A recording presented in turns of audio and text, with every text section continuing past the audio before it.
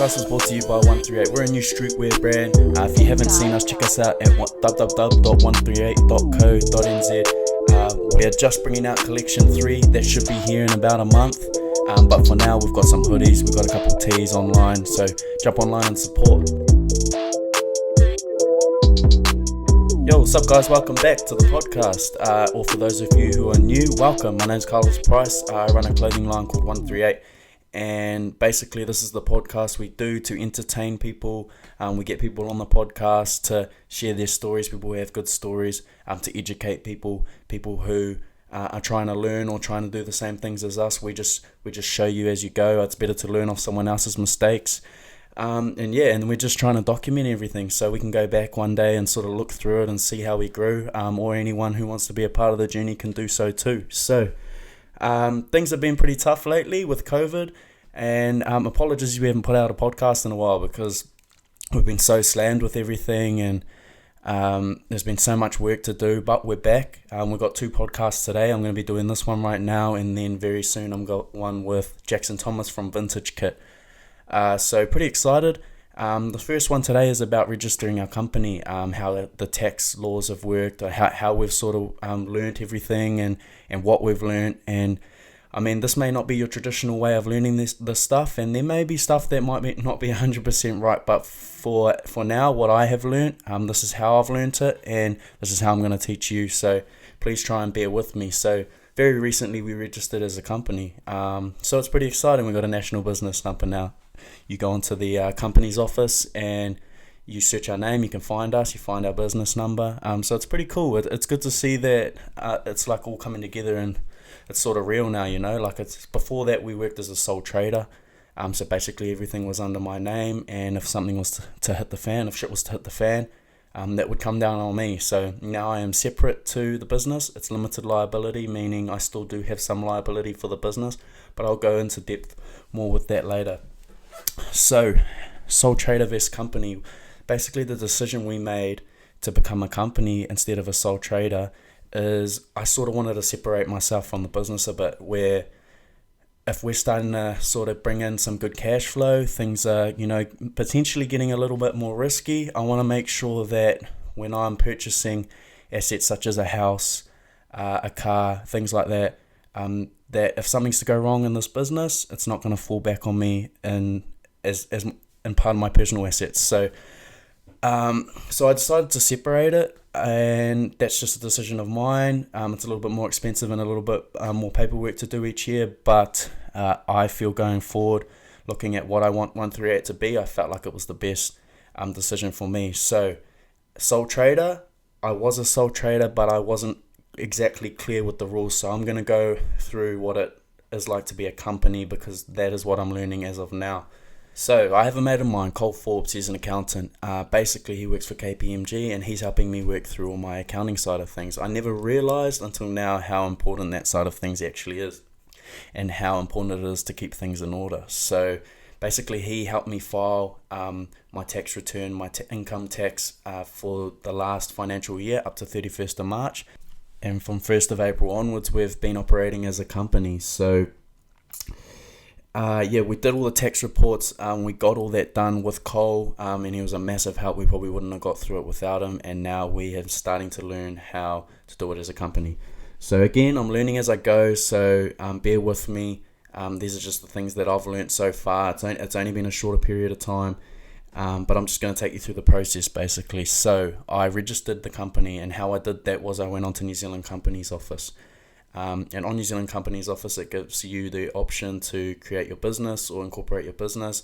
You go on, you register a name. Basically, you find a name that's available in New Zealand as a business, something that hasn't been used.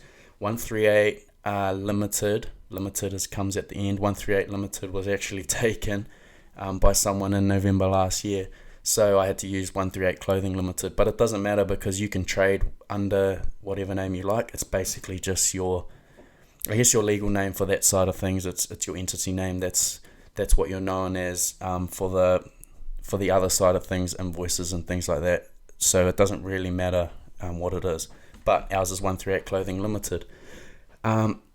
So first of all, you got to register the name. That's only costs like $12 or something, and then you keep it for 30 days. I think 30 days, maybe a little bit more. And then if you don't incorporate your company, if you don't use it to register a company within that 30 days, you lose that. So it's basically like you're reserving the name to create your company. If you don't use it, you lose it, and then you're going to have to pay again, $12, whatever it is, to get it again, and then you'll have that time frame. So after about 3 days, we had the 138 Clothing Limited name. We went in and we incorporated a company. And it's like you go through all these steps. You basically type in who's the shareholders. For myself, I'm the sole shareholder, so I hold all shares. You create how many shares you want. We created 1,000, just so if we're ever to sell shares, it makes it a little bit easier. So if someone buys 100 shares, that's 10% of the business, things like that. So we made it 1,000, and I hold all 1,000 shares at the moment. You set a director. I am currently my own director, and then you go through, you pay the fee. I think it's about $120, something like that. Nothing too expensive. So we registered it, and then it gives you the option to register for GST. So GST is goods and services taxes, and you only have to pay that. It's legally you only have to pay that if you earn over $60,000. And if you think you're going to earn over $60,000, then you should sign up for it. If you don't, then it's basically up to you. You can just decide if you want to or not. So we did, based off what we earned from September last year when we started until March. I just took a guess, and I thought that there's potential that we could go over, and so I just decided to sign it all up. And I'm not saying even if you're going to earn under that it's a bad option to have it. We just thought, after taking advice from good people, we just thought that it's just best to just sign it all up straight away, get it over and done with, and then it sort of makes it a little bit tidier when you get bigger, and you don't have to go back and clean up all the mess. That's basically why we did it. So, we registered it for GST. We registered as a company. Now, there's two main types of taxes that again, this is how I've learned it. There are two main types of taxes that you will be paying in the year. So how it works is, in New Zealand, financial year goes from the 1st of April right through to the 31st of March. So the 31st of March has obviously just been. So that was the last financial year, and 1st of April was when it started. So the next financial year will finish next year, 2021, and the 31st of March. And so in one financial year, you have to pay two types of taxes. There's income tax, and then there's goods and service tax, which is GST. Income tax is based on how much net profit you make in the year. And again, now if I go back to when I said you had to earn over $60,000, if you earn over $60,000 in 1 year, that you have to register for GST, that's gross profit, that's sales. So if you sell 100 hoodies for $100 each, that's 10 grand. Never mind how much it cost you to make them, you made 10 grand in sales. If you make 60,000, you have to register for GST. That's how it works. So it adds up quite quickly. It's not $60,000 profit. You make $60,000 profit in the year. It's the sales. So anyway, income tax you pay yearly based on your net profit, and what your net profit is basically it's your income minus your expenses. And how you work that out is you work out your sales for the year, how much you made, then you work out all your expenses, which is anything you spent money on for the business. So let's say, for example, you made $100,000 in sales in a year, but your expenses were $90,000, and that was including your petrol, your rent, anything to do with the business, buying stock, shipping. You add that all up, you get $90,000 in expenses. That means you made a net profit of $10,000, and $10,000 is the money that you pay your income tax on. And income tax, company tax for a company, is 28%. So 28% of $10,000 is $2,800, and that's how much tax you owe, income tax you will owe for that year. Let's change it up and say you made 100 grand in sales, but your expenses were higher. Your expenses were $110,000. You worked at a loss of $10,000. You do not pay tax on that, and then that $10,000 carries on to the next year. That's getting a little bit in depth.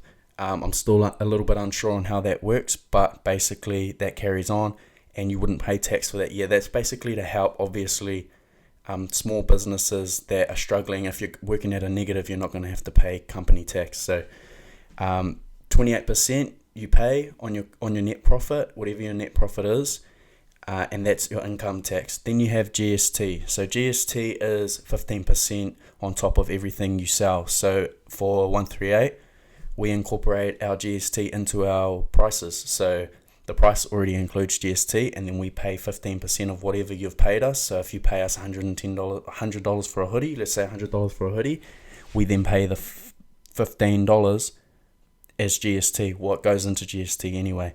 And then you do GST 6 monthly. So bear with me, I'll explain that. So let's say you made $100,000 in sales in 6 months, because we do it in 6 months. So let's say 6 months, you made $100,000 in sales, and of that would have been $15,000 GST. So you have to pay $15,000 to GST.